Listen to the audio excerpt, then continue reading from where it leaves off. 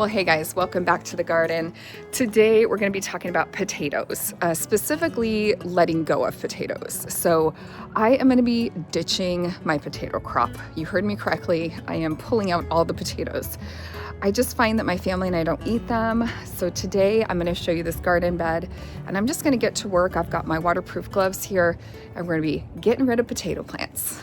So I just thought I'd show you, these are the potatoes. These are just some old potatoes we never used, but these are the potatoes that honestly, I spent all this time, you guys, cleaning them, and I put them in this container. You know, it's got good ventilation, but 9 times out of 10, I just feel like my family just doesn't eat them. Part of that's my fault of just not, preparing them right away, but you have to eat them so quickly when they're fresh. That's one thing I've noticed about growing potatoes, is that you really have to eat them fast once you pull them out of the ground, at least for me, or maybe whatever variety this is. But it just seems like, I don't know, it just seems like my family doesn't use them. So you can see I dug these in the fall and we never used them. And now, I'm not going to serve these to my family.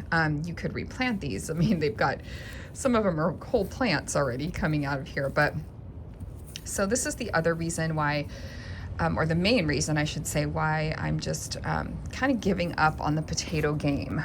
Just decided that it's just not something that I want to devote the space and time to here in my small urban backyard. So here is the patch that I'm talking about, and I did put in some garlic. So about half of this bed, probably to about right here, does have some garlic planted, but you can see all of this new green growth. All of this means there was a small, probably pretty small, potato that was left in here. And again, I gotta decide if I'm gonna pull or try to dig these out. I have tried removing these potatoes. This will be my basically third attempt, but they work themselves so far down into the soil that it's really hard to get them out. And I just don't want to devote this much room to potatoes in my, in my garden. We just don't eat them. I liked growing them. I did grow them. Oops, I dropped my glove. I've grown them now for a couple years and it's been fun, but I'm just ready to say goodbye to them. This is where I would like to maybe do my squash, my zucchini this year. And then maybe, again, I like the fact of having the garlic. We do use that. And I can put that out on the flower stand too. But these potatoes, they've just really taken over.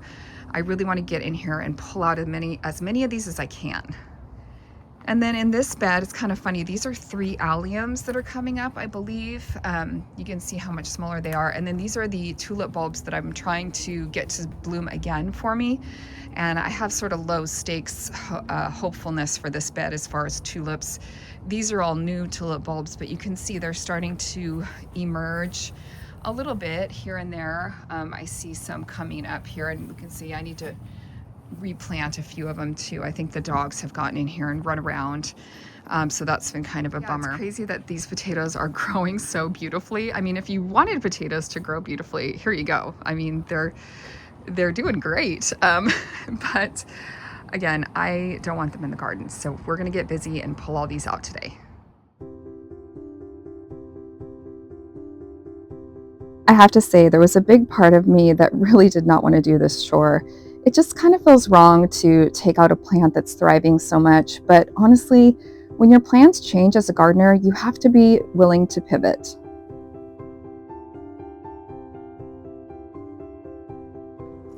It's like they're just so hard to get rid of, you guys. I think that a lot of these potatoes are really, really deep, and I'm pulling the tops off, but I'm wondering, some of them I'm not even getting the actual potatoes. So this isn't the best way to do this. The better way to do it would be to get a pitchfork and actually dig up. But I've done that in this side of the bed several times. So I am just trying to pull them up. Now this side of the bed has nothing else in it. This side of the bed has garlic planted. So I'm trying to be a little bit more careful. But once I get over to this side, I'm gonna get in there with my pitchfork and turn the soil and try to get them out of there.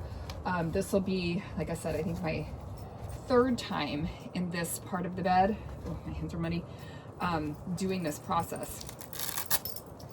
But I only did that with half the bed, the half that has the garlic in it. So the other half is I don't know.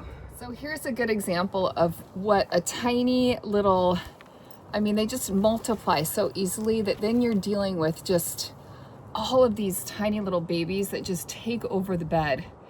And it's so hard to get them out, you guys, because look, one of those little babies, you know, can make a plant that big, right? Look at that teeny thing. So it's so hard to get them all out. And most of them aren't even big enough to eat.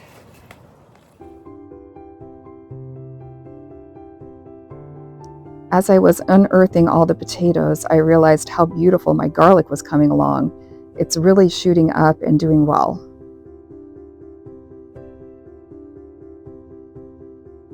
It was time to get down to business and grab my pitchfork and try to lift some of these potatoes. Of course, stabbing some in the process just comes with the territory.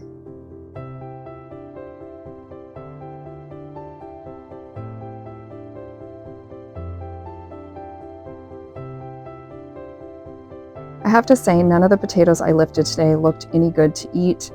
I feel, again, kind of mixed feelings about pulling out something that is food, but it's just time to make more room in this bed, and sometimes you need to let some things go to invite some new things into your garden space. All right, well, here's the bed after I weeded out the potatoes, and you can see the garlic coming up, so that's good. And this will give the garlic a lot more light without all those potatoes in there. But you can see, I mean, I still am getting in here and pulling out even ones that big. I mean, it's like impossible. I mean, you sit here and you can just see them everywhere. So word to the wise, don't plant potatoes in a bed that maybe goes into the ground unless you really, really want potatoes. Now these ones, again, I've done this side of the bed. This is probably the third time. This is only the second time I've done this side of the bed to try to eradicate the potatoes, basically, get rid of them so that I can do something else here. It's not that I don't like potatoes, because I do. I mean, who doesn't like French fries? But hopefully you can kind of see my dilemma here. I'm hoping to plant more flowers in this bed once the garlic's done. I'm kind of kicking myself that I didn't plant a little bit more garlic, but it's a little too late now. So I'll just have what I have this year. I'll have a little bit. And then this bed will either be flowers this summer or potentially my squash, zucchini and summer squash and things like that. That's what I was thinking too, is in case the potatoes keep coming up, which they inevitably will, this process is going to take a while. That way, if I have some veggies in this bed, it really doesn't matter that much. I could still do my squash over here. I'm not going to do pumpkins this year, but I also want somewhere to put my heirloom mums. So I've been thinking about where things are going to go, you know, and space is priority. So anyway, I'm glad I got this task done today. And I have to say, these gloves were great from Farmers Defense. My hands are not wet, and that was a really dirty job. In fact, I feel kind of bad breaking them in on this gross of a job, but they did good. My hands stayed dry and warm. So that was nice, not to feel like I was going to get dirt, you know, so bad on my hands. So that was pleasant. Honestly, it is so gorgeous and sunny today. I think I'm going to keep going. I think I'm going to head out to my side yard here and start to do a little bit of trimming back. I've kind of left some of those things for the winter, but I kind of feel like I want to get them clean, you know, some areas cleaned up. There's some bigger like shrubs and things that are kind of like more woody shrubs, and I feel like I need to get my clippers out and really like reshape some things. There's also a rose bush that I don't know if I'm going to take after that today, but I feel like I have good energy to do a couple more tasks, so I'm going to keep going. The first thing I did was take after this lavender bush. I got in there with my electric shears and just tried to reshape the plant.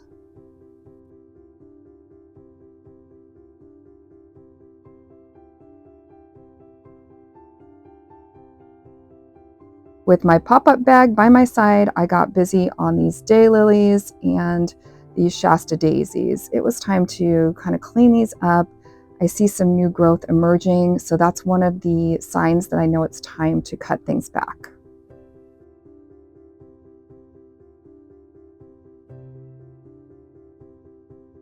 It was fun to see families walking by and enjoying this gorgeous weather today, and it felt really good to be outdoors and in the garden getting some fresh air.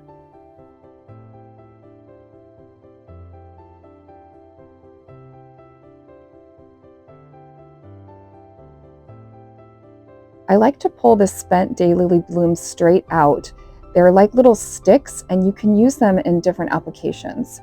So this year I used them for decoration in some hanging baskets I did. I did that in a different video and I'll try to link that one for you below.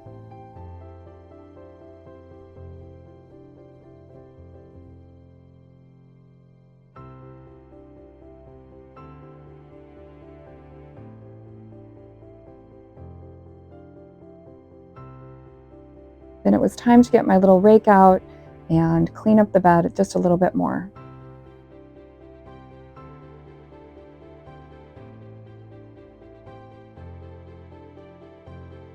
And then I did a little cleanup in this border. This is a perennial bluebells plant, and I'm hoping it will bloom for me this year. I did also treat the area with some Sluggo Plus to help, negate all of the slugs and snails and pincher bugs that can happen in this bed. And here's a quick look of how this perennial bed looked after a little bit of winter cleanup. Thanks for hanging out with me in the yard today, guys. Please like and subscribe, and if you need me, I'll be doing some gardening. See you next time. Bye.